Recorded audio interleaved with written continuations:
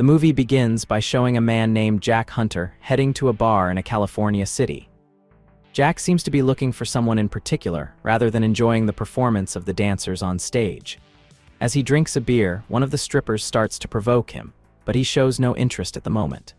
While they talk, a young man named Bobby approaches them and seems uncomfortable with Jack's presence in the bar. Bobby claims to be in charge of the place and becomes even angrier when Jack ignores him and decides to leave. At this point, Bobby keeps mocking Jack and even challenges him to a fight, causing a major commotion. Soon after, several police officers arrive to secure the area. One of them is Ben, who lets Bobby go and instead takes Jack to the police station. Once there, Ben interrogates Jack. However, Ben is not actually a police officer, though his authoritative attitude stands out. In fact, Ben dislikes outsiders coming into his town.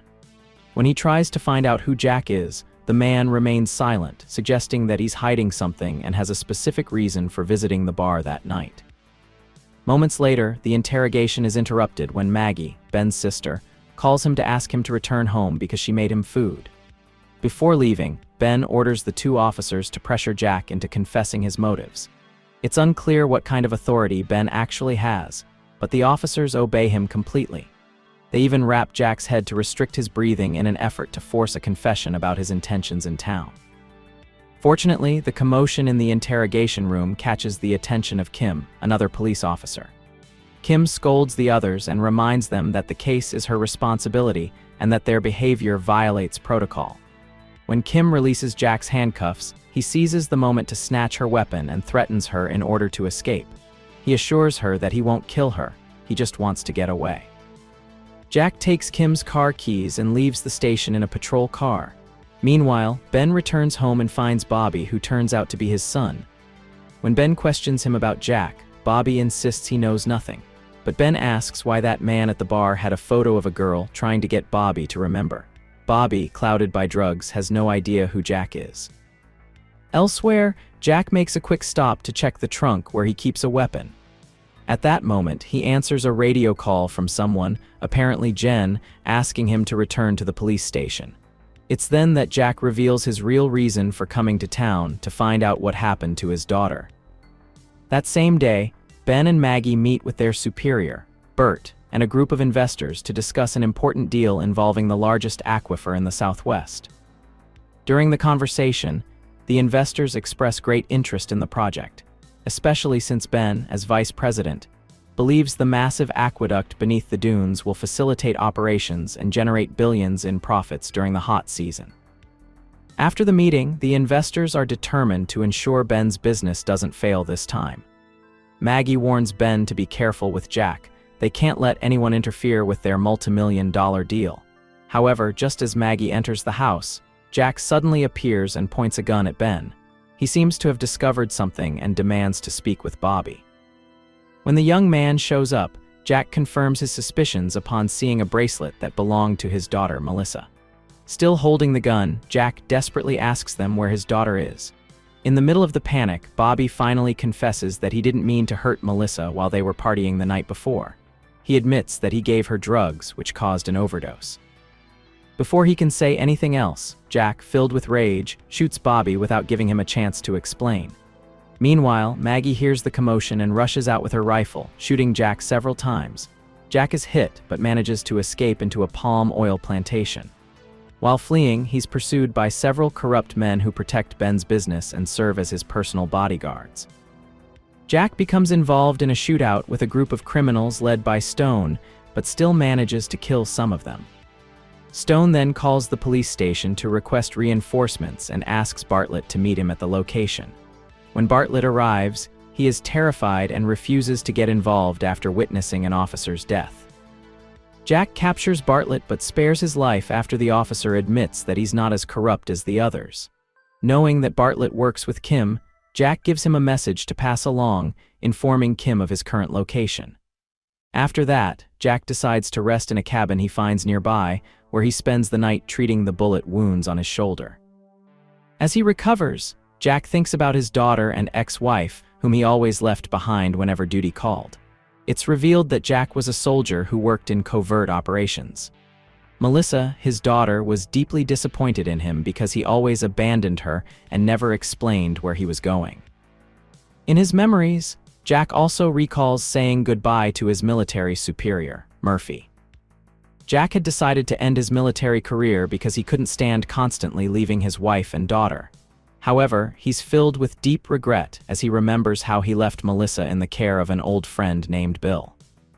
At that time, Melissa had developed a drug addiction, so Jack hoped that Bill could help steer her away from that destructive path.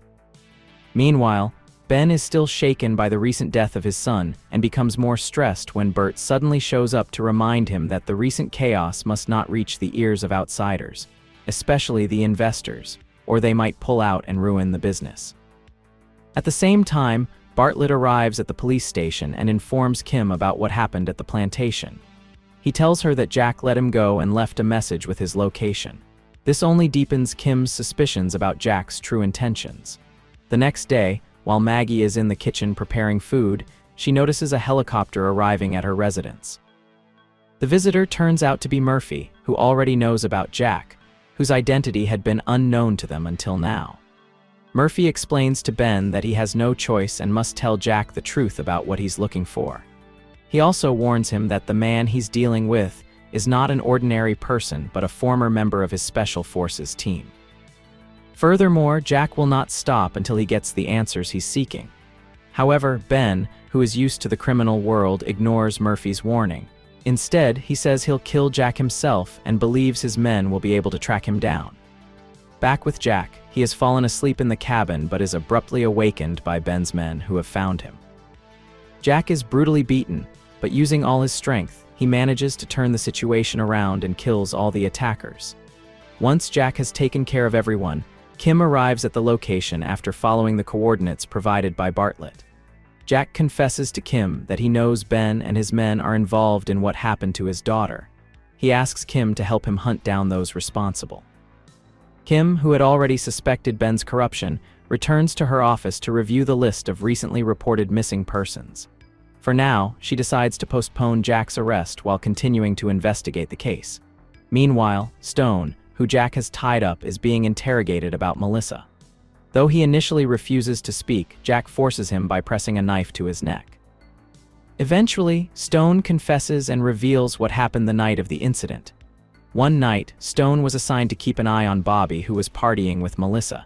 That's when he discovered Melissa, who had overdosed on Bobby's drugs, and he raped her. However, Stone reveals that it was Ben who actually killed her. When Jack finds out his daughter is dead, he can't contain his rage and stabs Stone in the neck with his knife. He then breaks down in tears, devastated by what truly happened to his daughter and by the realization that he failed her as a father. Kim arrives at the police station and meets with Murphy, who is joining her in searching for Jack's former military teammates. The scene flashes back to the past, when Bill informed Jack that Melissa had left his house. Bill knew where she was going and with whom, and that's how Jack discovered Melissa's presence in the town. As the officers and Murphy plan their strategy, Jack contacts them via radio and starts talking to Murphy. At this point, Jack explains that everything he's doing is for Melissa's death, and that he still hasn't found all the answers. Murphy shows an expression of sorrow and resentment, knowing what happened to Jack's daughter. Then, an unexpected fact is revealed: Jack was not only Murphy's subordinate in the Special Forces, he is also Murphy's son. This means that Jack's quest for vengeance against Ben's men is actually for Murphy's granddaughter. Murphy understands that Jack will return mercilessly to kill all of them, and that there's nothing he can do to stop it. So he asks Kim and the others to prepare, but warns them not to shoot Jack under any circumstances. Now, the police station is heavily guarded by numerous soldiers awaiting Jack's arrival. The battle is inevitable, and Jack engages in a brutal fight, especially against the corrupt group. He manages to kill the bad guys one by one, but at one point, a grenade hits him, causing severe injuries. As a result, he retreats to a nearby church. Murphy monitors the situation from the station and receives word that Jack is headed to an abandoned church. He decides to go there personally, accompanied by Kim and Bartlett. On the way, Murphy suddenly tells Kim to stop the car, and Jack appears out of nowhere, badly wounded. Jack gets in the car and orders them to take him to Ben's house. The scene shifts to Ben, who is at his lakeside park, reflecting on his actions. Soon after, Maggie returns home, followed by Ben, only to find Maggie held hostage by Jack. At this moment, Jack forces Ben to reveal what really happened to Melissa, but Ben refuses, claiming he knows nothing. As a warning, Jack breaks Maggie's fingers, which finally leads Ben to confess the whole truth. Ben reveals that Melissa was still alive when Bobby brought her home. However, she had just barely regained consciousness and was still semi-unresponsive from the overdose. Panicking, Ben decided to drown her in the lake, then erase the incident from his memory. The horrific act was witnessed by Maggie, who simply walked away without saying anything. Ben doesn't realize that his confession was heard through a recording device Jack had with him. Because of this, Kim, Murphy, and the rest of the police rush to Ben's house. Now surrounded, Ben believes Jack has no choice but to surrender or kill both him and Maggie. Jack is determined to kill them in front of everyone, but Murphy reminds him that doing so won't bring his daughter back. In the end, the old man orders the police to arrest Ben and Maggie. They are both stunned, having believed the police would arrest Jack. But now their own crimes have come to light. Kim, moved by what happened to Jack's daughter, tells him that help is on the way.